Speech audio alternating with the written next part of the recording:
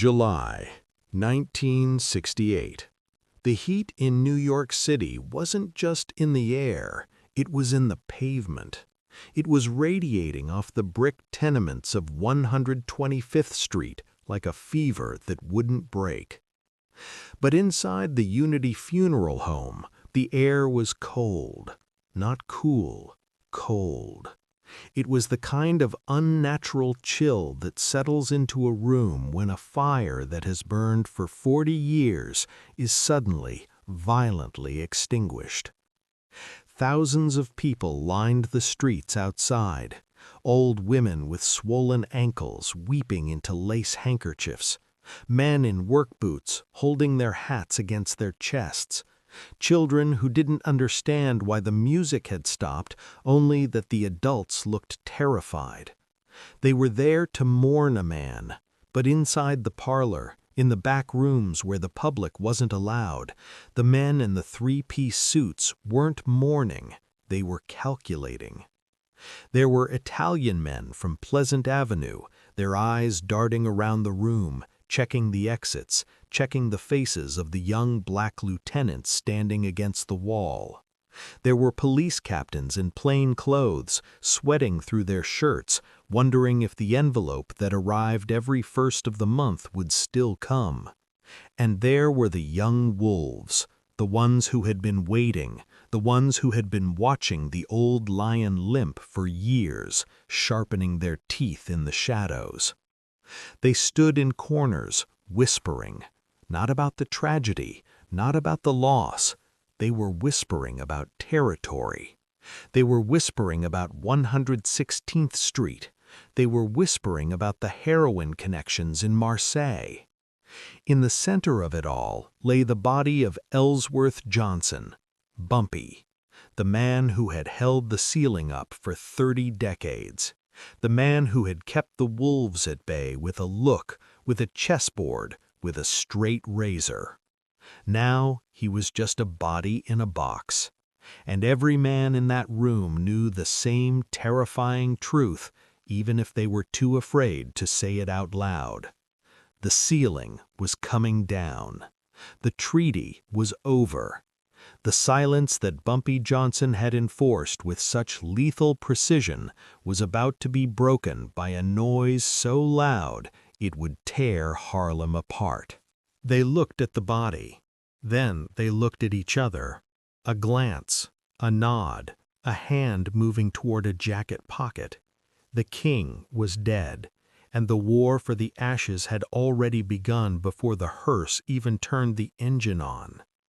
If you're drawn to the untold power stories of Harlem and the men who ruled without noise, you're already in the right place. This is Bumpy Johnson Files. Subscribe and tell us in the comments where you're watching from and what time it is right now. Most history books will tell you the story ended when Bumpy Johnson clutched his chest at Wells' restaurant. They roll the credits right there. They give you the funeral, the tears, the end of an era. But they are lying to you by omission. The files, the real files that were buried under decades of grand jury testimony and sealed police reports, revealed that the death of Bumpy Johnson wasn't the end. It was the inciting incident of a horror story. What happened next wasn't just a power struggle, it was a socio-political collapse. Bumpy Johnson was the dam. He was the only thing holding back a flood of chaotic, unorganized, hyper-violent ambition. When he fell, the water didn't just trickle, it crashed. This story isn't about the glory of the gangster, it is about the terrifying reality of the vacuum. It is about what happens when the architect dies and the demolition crew takes over. This story will change how you understand the very nature of control and show you that the violence of the 1970s wasn't an accident, it was a direct consequence of a single heart stopping in 1968. But before we see the blood, we must feel the fear. Imagine waking up the morning after the funeral. For 30 years you knew the rules. You knew that if you paid your protection, your shop window wouldn't get smashed. You knew that if you had a dispute with a neighbor, you didn't call the cops. You went to the frantic, smoke-filled back room of a club, and a man with a soft voice settled it. It was a dark system, yes. It was criminal, yes, but it was order. Now imagine that morning. You open your shop, you look down the street, the collectors are gone. But in their place are new faces, younger faces, men who don't look you in the eye, men who are high on their own product. There is a vibration in the neighborhood, a low-frequency hum of anxiety. The old ladies feel it first. They stop sitting on the stoops. The lights go out a little earlier. The connection between the community and the criminal underworld, which Bumpy had carefully curated like a politician, was severed. Bumpy was a part of Harlem. These new men, they just wanted to own it. The emotional weight of this moment cannot be overstated. It was the feeling of a ship losing its captain in the middle of a hurricane. The passengers didn't know how to steer, and the waves were getting higher. In the weeks following the funeral, the silence was deafening. It was the silence of hesitation. The 5 families downtown, the Genovese, the Gambinos, they paused. They respected Bumpy. They feared him, in a way. He was a man of business. They could sit across a table from him and talk numbers. But now they looked uptown, and they didn't see a partner. They saw a feeding frenzy. They sent emissaries, old guys in fedoras driving Cadillacs up Lenox Avenue, looking for someone to talk to, looking for the successor. But there was no successor. Bumpy hadn't anointed an heir. Perhaps he was too proud. Perhaps he thought he would live forever. Or perhaps, and this is the darker truth, he knew that no one could do what he did. He knew the mold was broken. So the Italians found no one to negotiate with. Instead, they found chaos. They found different crews claiming different blocks. They found that the discipline was gone. And when the Italians realized there was no one to answer the phone, they decided to hang up. They pulled back. And when the Mafia pulls back, they don't leave a vacancy. They leave a trap. Into this void stepped the new breed. You know their names, or you think you do. Frank Lucas, Nicky Barnes. But you don't know them like this. You know the movie versions. Denzel Washington in a chinchilla coat. But the reality was far colder, far less romantic. Frank Lucas didn't walk in with a parade. He walked in like a ghost. He had been Bumpy's driver, his shadow. He had watched the old man operate for years. He had learned the silence, but he hadn't learned the restraint. Bumpy used violence as a last resort. Lucas viewed it as a first option. He saw the vacuum not as a tragedy, but as a market opportunity. He looked at the chaos and he saw the flaw in Bumpy's system. Bumpy was a middleman. He bought from the Italians, he sold to Harlem. He paid a tax. Lucas decided to eliminate the tax. He decided to eliminate the Italians. It was a move of staggering arrogance. To cut out the 5 families, to go directly to the source in Southeast Asia, it was suicide, or it should have been. But the chaos worked in his favor. The police were too busy trying to figure out who was shooting who to notice that a quiet man from North Carolina was building an empire of pure heroin that would make Bumpy's numbers game look like a lemonade stand. Then there was Nicky Barnes, Mr. Untouchable. If Lucas was the ghost, Barnes was the neon sign. He represented everything Bumpy despised. He was flashy, he was loud, he wanted the fame. He looked at the empty throne and he didn't just want to sit in it, he wanted to paint it gold and put it on the cover of a magazine.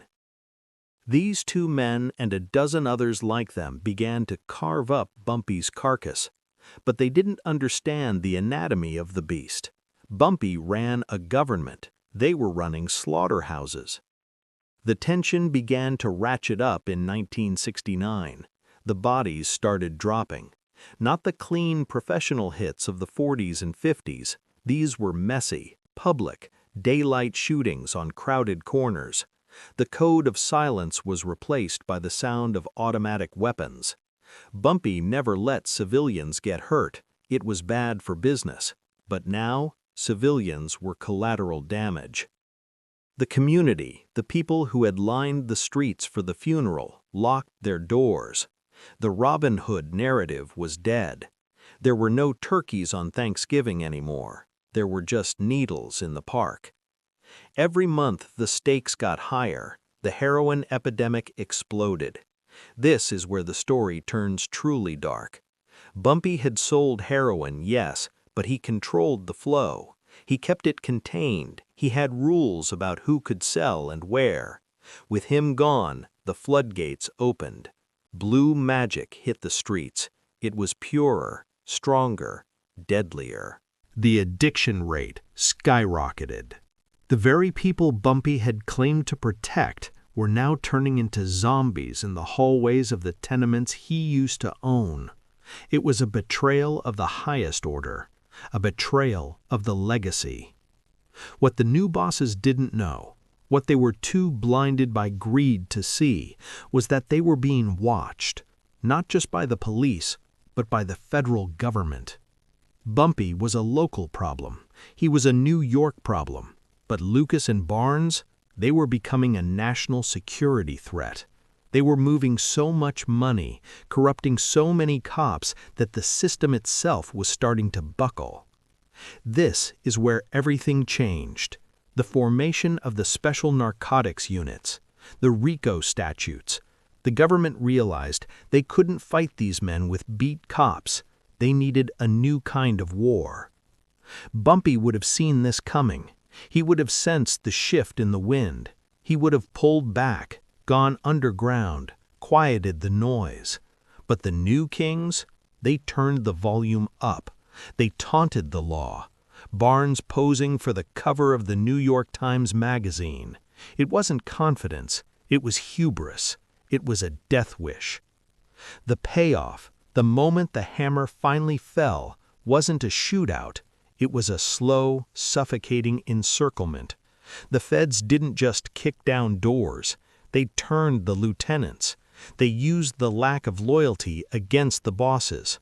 In Bumpy's day, you didn't rat because you loved Bumpy or because you respected him. In the 70s, there was no love. There was only money. And the feds had more years to offer than the bosses had cash. The twist, the quiet, dominant realization that hit Harlem in the mid-70s was that the golden age of the black gangster was a myth. It was a brief window of time carved out by one man's genius. Once he was gone, it didn't evolve, it devolved. The Italians didn't lose Harlem. They just stepped back and watched it burn itself out. They watched Lucas and Barnes destroy each other, destroy the neighborhood, and bring down the heat of the entire U.S. government.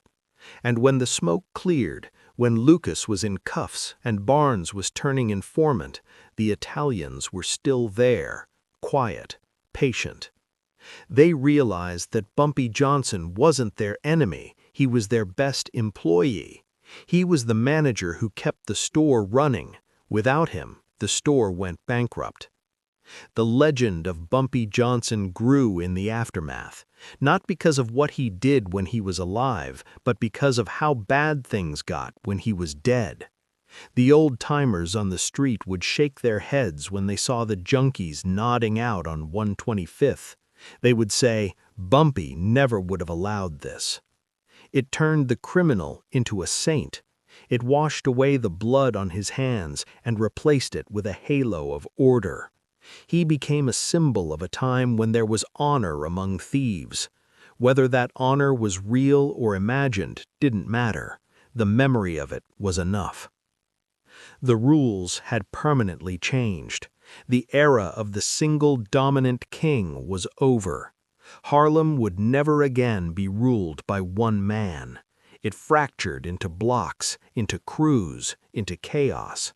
The centralization of power died in that coffin in 1968.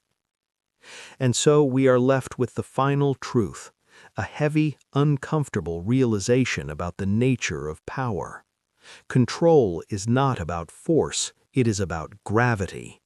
Bumpy Johnson had gravity. He pulled everything toward him and held it in orbit. When a star dies, it doesn't just fade away, it collapses, and that collapse creates a black hole that consumes everything around it. Bumpy Johnson didn't just die, he took the world with him.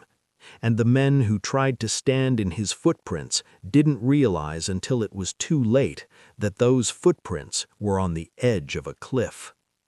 This is Bumpy Johnson Files. Subscribe for the stories history tried to bury.